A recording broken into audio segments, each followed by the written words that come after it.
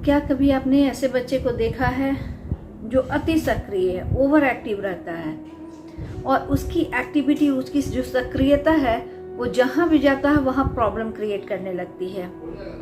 उसका कंसंट्रेशन बहुत ही पुअर होता है, वो बहुत जल्दी क्रोधित हो जाता है, वो चीज़ें भूलता अधिक है। अगर आप किसी तरह का उससे सवाल पूछते हैं, अभी आपका सवाल कंप्लीट हुआ भी नहीं है, वो बोलना शुरू कर देता है, बहुत ज़्यादा बोलता है। किसी भी जगह एक जगह स्थिर होकर बैठ नहीं पाता है। ज़बरदस्ती बैठा दीजिए, उसके हाथे पैर इस तरह से शेकिंग करते रहेंगे, वो कैसे निकल जाए, कैसे भाग जाए। मुझे याद आता है बचपन में मैं किसी बर्थडे पार्टी में गई थी और वहाँ जो होस्ट थी, तो जिस बच्चे का बर्थडे था, अब मुझे लगता है कि शायद उसे ये बीमारी रही होगी। तो हालांकि वो 4-5 साल का बच्चा था, लेकिन उसकी मम्मी लगातार उसे गोदी में रखी हुई थी, गोद से उतारती ही नहीं थी, क्योंकि जैसे ही गोद से उतारती थी वो इतनी तेजी से भागता था, जितनी चीजें तोड़ फोड़ दौड़, एकदम पीछे पीछे लोग पकड़ते थे उसको कंट्रोल करना मुश्किल होता था। तो उस बच्चे को अक्सर वो गोद में लिया करती थी। तो कुछ हमें अजीब सा लगता था। आज ये समझ में आता है कि शायद वो बच्चे को भी यही समस्या होगी जिस समस्या के विषय में आज मैं चर्चा करने जा रही हूँ। अगर आपने इस तरह के बच्चों को देखा होगा तो थोड़ा थोड़ा आपका भी दिमाग चल रहा होगा। जी हाँ, आज मैं ADHD यानी attention deficit hyper active disorder जो होता है, मैं उसके विषय में बात करूंगी। जैसा कि नाम से ही पता चलता है, इसमें क्या है, अटेंशन डेफिसिट होता है, यानी एकाग्रचित्ता में कमी होती है और हाइपर एक्टिव होता है, बहुत अति सक्रिय होता है बच्चे। तो ऐसे हम कह सकते हैं कि एक ऐसा मानसिक स्वास्थ्य विकार है जो व्यवहार में अति सक्रियता ला देता है। इससे ग्रस्त व्यक्ति एक कार्य में अपने आप को कॉन्सेंट्रेट नहीं कर पाता है और लंबे समय तक एक स्थान पर वो बैठने में भी अक्षम होता है। इसे हम ADHD कहते हैं। वैसे तो ये कॉमन होता है, बच्चों में बहुत ही कॉमन है, लेकिन अब वयस्कों में भी देखा जाता है। लेकिन उसके डायग्नोसिस के लिए ये ज़रूरी है कि जिस वयस्क में ये समस्याएं हैं वो पास्ट में, यानी उसकी जो हिस्ट्री है वो चाइल्डहुड में उसमें अटेंशन डेफिसिट हाइपर एक्टिविटी वाली समस्या उसमें रही हो, यानी बचपन में जिसे प्रॉब्लम होता है वो वही वयस्क अवस्था में हो सकता है। अचानक से वयस्क अवस्था में ये बीमारी कभी भी नहीं होती है। इस प्रकार की समस्या जो है परिवार में प्रायः प्रॉब्लम क्रिएट करता है। ऐसे बच्चे का शैक्षणिक उपलब्धि या एकेडमिक जो उसकी चीजें होती हैं वो पिछड़ जाता है, कर नहीं पाता। ऐसा नहीं कि ये बच्चा मंदबुद्धि होता है, एवरेज उसकी IQ होती है या कभी कभी उससे अच्छी भी होती है, बट उसकी कंसंट्रेशन की कमी, उसकी अति सक्रियता, उसका एग्रेसिव बिहेवियर, ये बहुत सारी चीजें ऐसी हैं कि उसे एकाग्रचित होकर पढ़ाई करने नहीं देती है। पढ़ाई में ये बाधक तत्व के रूप में सामने आता है। लड़कियों के तुलना में लड़कों में ये अधिक पाया जाता है। हालांकि इस समस्या का जो हम लोग डायग्नोसिस करते हैं तो प्रायः जो कहा जाता है KG, UKG या KG के बच्चों में इतने छोटे उम्र में ही इस तरह के सिम्टम आने शुरू हो जाते हैं। स्कूल से शिकायत आने लगती है कि आपका बच्चा एक जगह ठीक से बैठता नहीं है, किसी के साथ एडजस्ट नहीं कर पा रहा है, तुरंत गुस्सा हो जा रहा है, किसी चीज को वो लिख नहीं पा रहा है। इसमें मेमोरी की भी समस्या होती है, क्योंकि जब आप किसी चीज को ध्यान से कॉन्सेंट्रेट करके जब सुनोगे नहीं तो फिर वो आपको मेमोरी में कहाँ से कलेक्ट होगा, तो उसकी वजह से मेमोरी की भी समस्या हो जाती है। तो इस तरह की शिकायतें स्कूल से आनी शुरू हो जाती है। वो बच्चा स्कूल में भी एडजस्ट नहीं कर पाता है और डायग्नोसिस मतलब 12 साल से कम उम्र में होना चाहिए, क्योंकि ये चाइल्डहुड में बच्चों में होता है, लेकिन सिम्टम्स इसके आपको UKG LKG में एकदम क्लियर दिखने लगते हैं। तो ये सारी चीजें हैं जो बहुत ही प्रॉब्लमेटिक है। अगर आप ADHD के बारे में और भी जानकारी चाहते हैं कि ये क्या है, इसके क्या लक्षण हैं, इसका क्या समाधान संभव है, तो आप इस वीडियो को अंत तक जरूर देखिए। और हाँ, यदि आप तक आपने चैनल को सब्सक्राइब नहीं किया तो सबसे पहले सब्सक्राइब तो कर ही लीजिए। इसमें लक्षण आमतौर पे जो ADHD के पेशेंट होते हैं उनमें क्या क्या लक्षण होते हैं। जैसे पहला, जैसा मैंने बताया, ध्यान एकाग्र करने में वो अक्षम होते हैं, अनेबल होते हैं, कॉन्सेंट्रेट नहीं कर पाते हैं। दूसरा, जरूरत से ज्यादा सक्रिय होते हैं। दौड़ते रहेंगे, भाग। अगर आप उनको बैठा देंगे, 10 लोग बैठे हैं, जैसे छोटे बच्चों को आप देख रहे हैं बर्थडे पार्टी, तो वो बच्चा बेवजह दौड़ता रहेगा गोल गोल गोल गोल गोल गोल। उसके दौड़ने के कारण कभी वो गिरता है, कभी उसके आसपास के बच्चे गिरते, वो अस्थिर से बैठ सकता ही नहीं है। चीज़ें याद करने में उसे बहुत परेशानी होती है, अत्यधिक बातूनी होता है। मैंने कहा ना कि आप उसे कोई सवाल करेंगे तो अभी वो सवाल आप पूर्ण रूप से कर भी नहीं रहे, अभी आपने शुरुआत की, अभी आधी बात पूछिए कि वो जवाब देना शुरू करेगा और बेवजह की बातें, लगातार बातें करेगा। वो अक्सर वो डे ड्रीमिंग करता है, दिवा स्वप्न देखता है, काल्पनिक होता है। तो ये सब बेसिक तौर पे हैं इसके सिम्टम्स, जिसको देख के समझा जा सकता है। कारण विज्ञान पर अगर हम जाएं तो सबसे पहले तो इसका जेनेटिक या आनुवंशिक कारण होता है, यानी फैमिली हिस्ट्री, परिवार में किसी को है तो होगा। उसके अलावा दिमाग में परिवर्तन होते हैं, आपको ये डोपामीन हुआ, इसके जो सिक्रेशन होता है उसमें अचानक कमी आ जाती है। डोपामीन हुआ, नॉरएपिनेफ्रिन, इसके रिलीज कम मात्रा में रिलीज होता है, इसकी वजह से भी हो सकता है। गर्भावस्था के दौरान खराब पोषण मिला हो, यानी माल न्यूट्रिशन, मस्तिष्क में चोट लगी हो, या तो डिलीवरी के दौरान भी या बाद में, एकदम नवजात शिशु है, छोटा बच्चा, सिर में चोट लग गया हो, तो ये सब कई कारण हो सकते हैं। इसके अलावा पेरेंटिंग अगर त्रुटिपूर्ण होता है, जिस माहौल में उस परिवार में प्रायः देखा गया है जहाँ बहुत ज़्यादा तनाव में वातावरण रहता है, हमेशा क्लेश, टेंशन बना रहता है, जहाँ बच्चों को पढ़ाई के लिए बहुत ज़्यादा प्रेशराइज्ड किया जाता है, तो ऐसे तनावपूर्ण माहौल का भी परिणाम होता है कि बच्चों में इस तरह के सिम्टम्स डेवलप सहजता से हो सकते हैं। समाधान के उपाय, वैसे तो ये 100% क्योरेबल चीज़ें नहीं है, मेडिसिन भी दी जाती, जो भी चीज़ें दी जाती हैं उससे इसके सिम्टम्स को कम किया जा सकता है, मैनेज किया जा सकता है। हम ये कह सकते हैं कि ट्रीट नहीं, मैनेज कर पाते हैं हम इसको। तो उसके लिए आप बच्चों को कैसे संभालेंगे, मैंने 4-5 लिख रखा है, 1 बाय 1 बताती हूँ। अगर आपके आसपास कोई ऐसा है तो आप इस तरीके से उसका उपाय कर सकती हैं। पहला, अगर बच्चा कोई अच्छा काम करता है तो उसको एप्रिशिएशन दीजिए। एप्रिशिएशन में कोई कंजूसी नहीं, इस तरह के बच्चों पे उसका बहुत ही अच्छा असर पड़ता है। तारीफ कीजिए, कभी कभी उसके लिए उसको पुरस्कृत कीजिए, प्राइज दीजिए। तो इससे क्या है कि जो वो, जैसे वो बहुत एक्टिव है, आपने कहा कि तुम इतने देर तक शांति से बैठो और वो बैठ गया, आपने कहा कि अभी तुम्हें नहीं बोलना है, जब सवाल कंप्लीट होगा तब तुम बोलोगे, अगर तुम ऐसा करोगे तो मैं तुम्हें प्राइज दूंगा, मैं तुम्हें प्राइज दूंगी, या तुमको इतने स्टार दूंगी।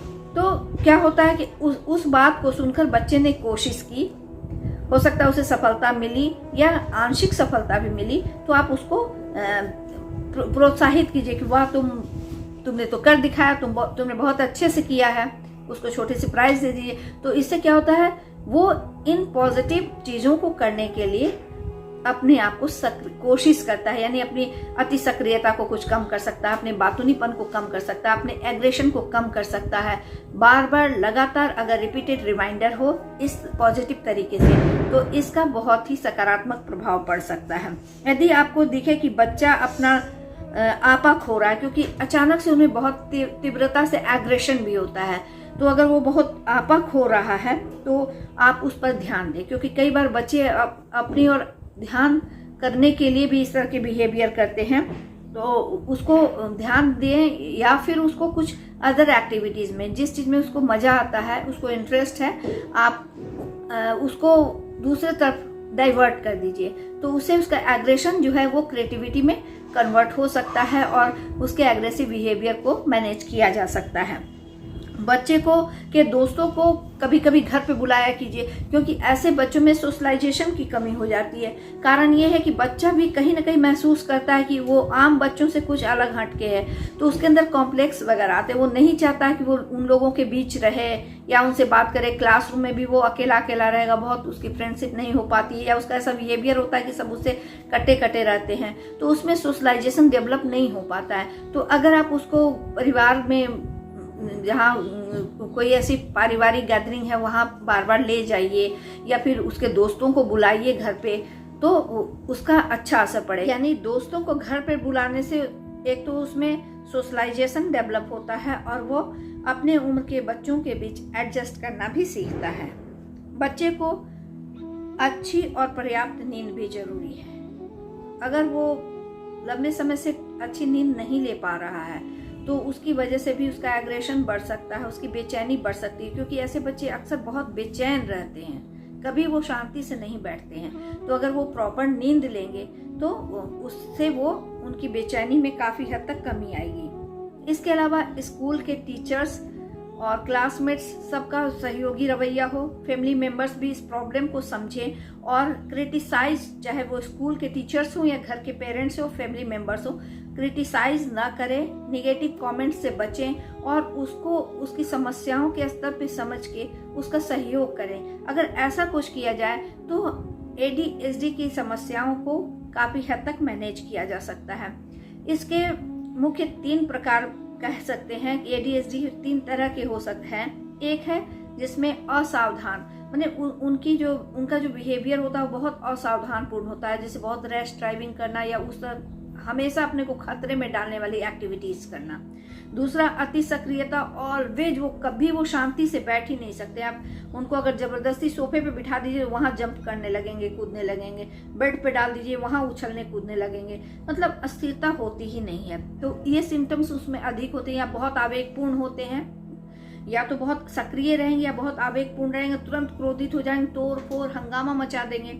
और तीसरा है जिसमें ये दोनों सिम्टम्स का कॉम्बिनेशन होता है संयुक्त रूप से, यानी असावधान वाला भी होता है और अति सक्रिय आवेगपूर्ण होता है। तो ये मुख्य रूप से 3 प्रकार के पाए जाते हैं। मैंने जैसा बताया कि बच्चों के अलावा वयस्कों में भी हाइपर एक्टिव होता है। अब एडल्ट ADHD भी आने लगा, पहले ये कॉन्सेप्ट नहीं था लेकिन अब हो गया। तो एडल्ट में अगर ADHD है तो उसके लक्षण क्या है? पहला, ध्यान लगाने में उन्हें काफी दिक्कत होती है, कोई भी काम को वो कंप्लीट नहीं कर पाते हैं, पूर्ण रूप से नहीं कर पाते हैं। अगर कोई काम को बहुत मेहनत से, बहुत कोशिश से उन्होंने कंप्लीट किया भी तो उन्हें इस बीच बहुत कठिनाई महसूस होती है। उसके अलावा वो बहुत बेचैनी में रहते हैं, कभी उनका मन शांत नहीं होता है, हमेशा असंतुष्टि महसूस होती है, बेचैनी महसूस होती है, गुस्सा, चिड़चिड़ापन, वो चीजें उसके अंदर रहती है, मन उनका बदलता रहता है, बहुत ही अस्थिर मन होता है, उतावलापन होता है, किसी भी चीज को तत्काल कर ही दें और फिर आधे पे ही छोड़ दें। इसके अलावा किसी भी रिलेशन को बनाए रखने में उन्हें बहुत कठिनाई होती है, चाहे वो अपने माता पिता हों, उनका लाइफ पार्टनर हो, उनके कलीग्स हों, उनके बॉस हों, तो किसी से भी रिलेशन उनका बहुत सहजता से नहीं बन पाता है। इसकी वजह से थोड़ा वो सोशली कटे हुए भी होते हैं, लोगों से मिलने जुलने या बहुत गैदरिंग उन्हें पसंद नहीं होती है। प्रायः वयस्कावस्था में ADHD का डायग्नोसिस करना बहुत मुश्किल होता है, क्योंकि इतना सिम्टम्स जो है ना इसके इतने सारे मिक्स रहते हैं, कभी एंजाइटी से, कभी डिप्रेशन से, अनेक बीमारियों से इतने मिक्सअप होते हैं कि ध्यान ही नहीं जाता है। तो इसके डायग्नोसिस के लिए ये जरूर हिस्ट्री से ये जरूर पता करना चाहिए। अगर कोई ये जो मैंने अभी सिम्टम्स बताए इसके साथ ये जरूर पूछना चाहिए कि क्या बचपन में आपको ADHD था। अगर बचपन में डायग्नोज हुआ है तो काफी संभावना है कि वो एडल्ट ADHD है, क्योंकि एडल्ट ADHD कभी भी अचानक से नहीं होता है, ये जब भी होता है बचपन में इसकी शुरुआत हो चुकी थी। और जो एडल्ट ADHD वाले होते हैं उनमें प्रायः देखा जाता है अल्कोहल या ड्रग एडिक्शन, जो मादक द्रव्य कहा जाता है, उसका व्यसन की बहुत अधिक संभावना होती है और उनमें सुसाइडल रिस्क भी बहुत अधिक होते हैं। कारण का मैंने मोटी तौर पे कहा था ना कि इतने कारण होते हैं, जैसे हेरिडिटरी हुआ, ब्रेन का कुछ डिसफंक्शन हुआ और फैमिली बैकग्राउंड हुआ।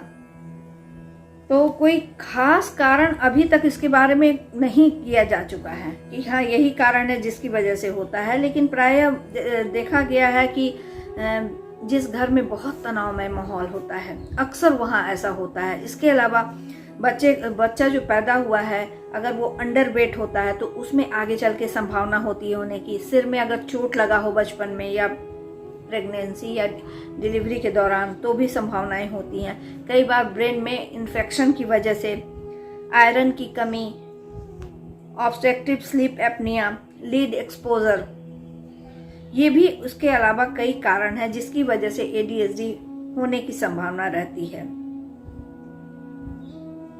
और प्रायः ये जुड़ा हुआ है बचपन की दर्दनाक घटनाओं से। उन लोगों में होने की संभावना होती है जिन्होंने बचपन में कुछ बहुत ही कष्टदायक सिचुएशन को झेला हो, जैसे क्रूरतापूर्ण व्यवहार उनके साथ किया गया हो, हिंसा की गई हो, गलत व्यवहार हुआ हो, किसी तरह का अब्यूज हुआ हो, फिजिकल या सेक्सुअल अब्यूज हुआ हो, या उन्हें हमेशा उपेक्षित किया गया हो। ऐसे बच्चों में आगे चलकर ADHD होने की संभावनाएं होती हैं। ऐसे बच्चे बहुत बेचैन रहते हैं। अब अगर हम डायग्नोस्टिक क्राइटेरिया को देखें तो इसके लिए कुछ चीजें क्राइटेरिया हैं, जैसे सबसे पहले कि ये जो भी सिम्टम्स हैं, चाहे बच्चों में है या एडल्ट में, कम से कम 6 महीने से लगातार हो रहा हो।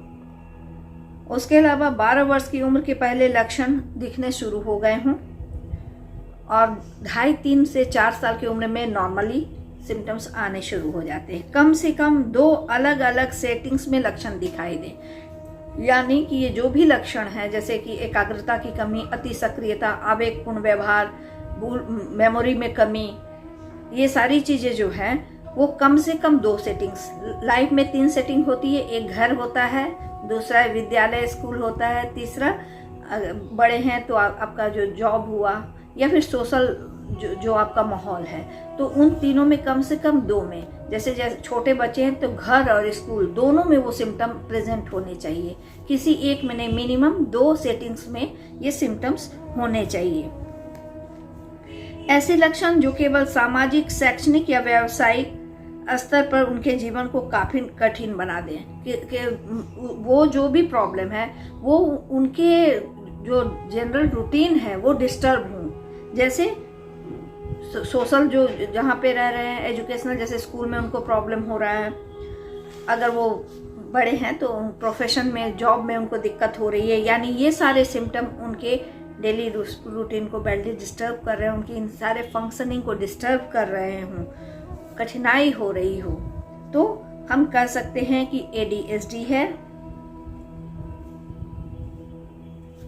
अब वयस्कों में भी जो देखा जाता है, वयस्कों में उसके अलावा, ये तो बच्चों का स्पेशली तो नहीं है, लेकिन नॉर्मली बच्चों में ये सारे डायग्नोसिस किए जाते हैं। जो बड़े हैं उनमें काम या शिक्षा में, इसके अलावा जो भी वो वर्क परफॉर्मेंस उनका हो रहा है या एजुकेशनल परफॉर्मेंस हो रहा है, उसमें उनका परफॉर्मेंस लो हो रहा है। खतरनाक तरीके से गाड़ी चलाना, दोस्त बनाने या बनाए रखने में उन्हें कठिनाई महसूस होना, साझेदारों के साथ संबंधों में कठिनाई महसूस करना। यदि आपकी समस्याएं हाल ही में शुरू हुई हैं तो ये सारी समस्याएं होते हुए भी हम इसको ADHD डायग्नोज नहीं करेंगे। क्यों?